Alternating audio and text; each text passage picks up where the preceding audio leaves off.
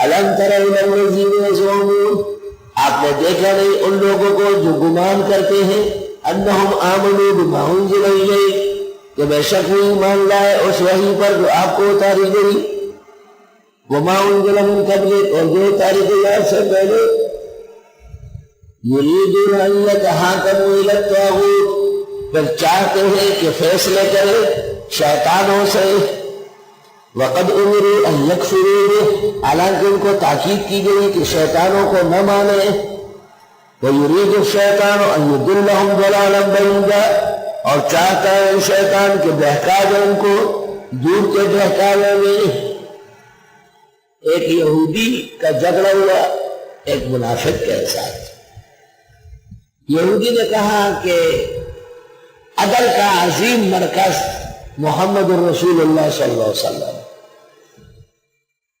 لیکن منافق نے کہا کہ نہیں، بلکہ یہ فیصلہ کعب بن اشرف کر لے، وہ بھی اہل کتاب کے فیصلے کرتا ہے۔ یہودی بڑا حیران ہوا کہ میں ان، منافق تو بظاہر مسلمان تھا، میں ان کے پیغمبر کا نام لے رہا ہوں، یہ ہمارے آدمی کا نام لے رہا ہے۔ مفسرین کہتے ہیں یہ آیت اس موقع سے متعلق نازل ہوئی۔ طاغوت سے مراد کعب بن اشرف ہے۔ وَإِذَا قِيلَ لَهُمْ تَعَالَوْا إِلَىٰ مَا أَنزَلَ اللَّهُ وَإِلَى الرَّسُولِ، اور جب ان سے کہا جاتا ہے آؤ ان فیصلوں کی طرف جو اتارا اللہ نے اور رسول اللہ کی طرف آؤ، رَأَيْتَ الْمُنَافِقِينَ، آپ دیکھیں گے منافقوں کو، يَصُدُّونَ عَنْكَ صُدُودًا، بچتے ہیں آپ سے بچتے ہوئے۔ چنانچہ منافق مجبور ہوا اور پیغمبر کے پاس آ گیا۔ جناب رسول اللہ صلی اللہ علیہ وسلم مدعی اور مدعا علیہ کو سن کر فیصلہ یہودی کے حق میں دے دیا۔ جب باہر نکلے تو منافق نے کہا میں نے نہیں کہا کہ ہمارا پیغمبر فیصلہ نہیں جانتا ہے اور یہ غلط فیصلے کرتا ہے۔ دیکھو ذرا احادیث اور سنت پر اعتراض کرنے والا منافق۔ چلو حضرت عمر کے پاس، مطلب یہ تھا کہ عمر جلال اور غصے والا آدمی ہے، دیکھتے ہی یہودی کی پٹائی لگا دیں گے۔ حضرت عمر کے پاس دونوں چلے گئے۔ حضرت عمر کو یہودی نے کہا قد قضا بیننا رسول اللہ وَإِنَّهُ لَمْ يَرْضَ بِهِ، یہ فیصلہ رسول اللہ کر چکے ہیں، یہ مانتا نہیں۔ اس نے کہا دونوں آرام سے بیٹھو، میں آ رہا ہوں۔ حضرت عمر گھر گئے اور تیز تلوار تلاش کی باہر آیا اور منافق کی گردن علیہ گئی اور فرمایا من لم يرضى بقضاء رسول اللہ صلی اللہ علیہ وسلم فعمر يقضي له هكذا، جو پیغمبر کے فیصلے پر رضامند نہ ہو عمر اس کا فیصلہ اس طرح کرتا ہے۔ شور مچ گیا بڑے پیمانے پہ، اور پیغمبر کو شکایت کی گئی کہ احترام کی وجہ سے آپ کی سامنے بات کھلی نہیں تھی، وہاں کھولنا چاہتا تھا، اور عمر نے دیکھے بغیر سنے بغیر مار ڈالا۔ حضرت بھی بہت خفا ہوئے۔ تفسیر مظہری میں ہے کہ آپ نے کہا ما کنت ظننت ان عمر یقترع علی قتل مسلم، میں تو سوچ بھی نہیں سکتا ہوں کہ عمر مسلمانوں کو ایسا مار رہا ہے، نہ بات ہے ہی نہیں مارنے کی، عمر نے شروع کیا۔ ما کنت ظننت ان عمر یقترع علی قتل مسلم، حضرت عمر کے پاس اطلاع گئی کہ آؤ آپ نے قتل کیا ہے۔ حضرت عمر نے آسمان کو دیکھا کہ آپ کو سب پتا ہے کہ میں نے کس کو قتل کیا ہے، اب میری جان چھڑایا۔ حضرت عمر کے وہاں پہنچنے سے پہلے یہ آیات نازل ہوئی فَكَيْفَ إِذَا أَصَابَتْهُمْ مُصِيبَةٌ، کیا حال ہوگا ان کا جب ان پر مصیبت عام پڑتی ہے، بِمَا قَدَّمَتْ أَيْدِيهِمْ، بوجہ ان کے ہاتھوں کے آگے بھیجنے کے، ثُمَّ جَاءُوكَ، پھر آتے ہیں آپ کے پاس، يَحْلِفُونَ بِاللَّهِ، قسمیں کھاتے ہیں اللہ کی، إِنْ أَرَدْنَا إِلَّا إِحْسَانًا وَتَوْفِيقًا، نہ تھا ہمارا ارادہ مگر بات سمجھانا اور بات بنانا۔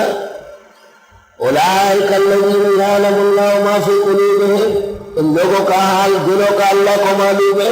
فاعرض عنہم، آپ رہنے دیں ان کو، وعظهم اور ان کو سمجھائے، وقل لهم في انفسهم قولا بلیغا اور کہے ان کو ان کے بارے میں کھل کر بات کہ تم منافق ہو اور تمہارا قتل صحیح ہوا ہے۔ وما ارسلنا من رسول الا ليطاع باذن الله اور ہم نے نہیں بھیجا ہے پیغمبر مگر اس لیے کہ ان کی اطاعت کی جائے اللہ کے حکم سے۔ وَلَوْ أَنَّهُمْ إِذْ ظَلَمُوا أَنفُسَهُمْ اور اگر یہ ظلم کر چکے ہو اپنے ساتھ، جاؤ کہ آپ کے پاس آئے، فاستغفر اللہ اللہ سے معافی مانگے، واستغفر لهم الرسول اور معافی مانگے ان کے لیے پیغمبر، لَوَجَدُوا اللَّهَ تَوَّابًا رَحِيمًا ضرور پائیں گے اللہ کو توبہ قبول کرنے والا، رحم کرنے والا۔ اللہ اکبر۔ اگر یہ بڑے سے بڑے ظالم بھی ہو اور دل سے آپ کے پاس آ جائے تو اللہ سے معافی مانگے اور آپ بھی ان کے لیے معافی مانگے، یہ معاف ہو جائے گی۔ قال ابن عطا، ابن عطا نے کہا ہے اے لو جعلوک وسیلۃ لدی اگر آپ کو میرے لیے وسیلہ بنائے، لوصلوا الی ضرور مجھ تک پہنچیں گے۔ لو جعلوک وسیلۃ لدی لوصلوا الی، روح المعانی جز 5 صفحہ 83۔ تفسیر ابن کثیر میں مشہور واقعہ بھی ہے، جو قبر رسول پر آیا تھا دعائیں مانگی تھی اور اطلاع آئی تھی کہ اس کی بخشش ہو گئی۔ بعد وفات رسول بھی پیغمبر کا وسیلہ جائز ہے۔ تفسیر ابن کثیر مختصر جلد 1 صفحہ 410، تفسیر فتح القدیر شوکانی جلد 1 صفحہ 483۔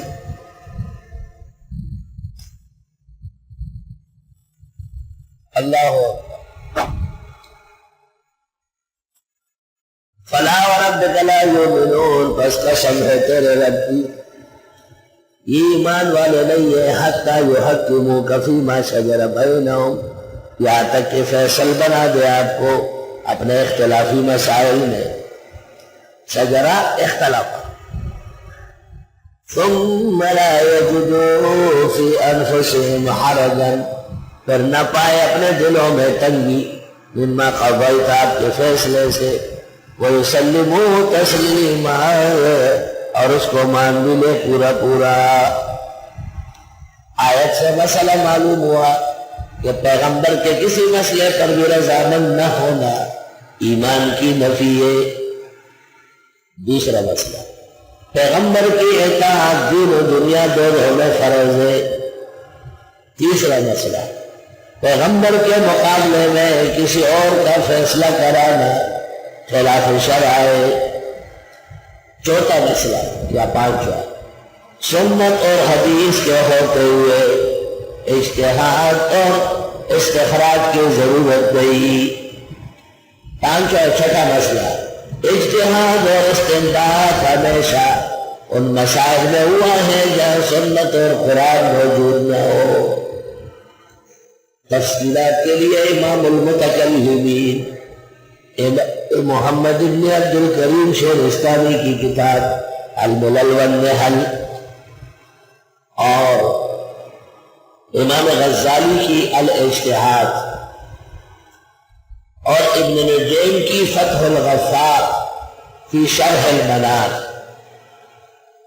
اور حافظ ابن قیم کی اعلام الموقعین جلد 2 صفحہ 202، 4 جلدوں میں۔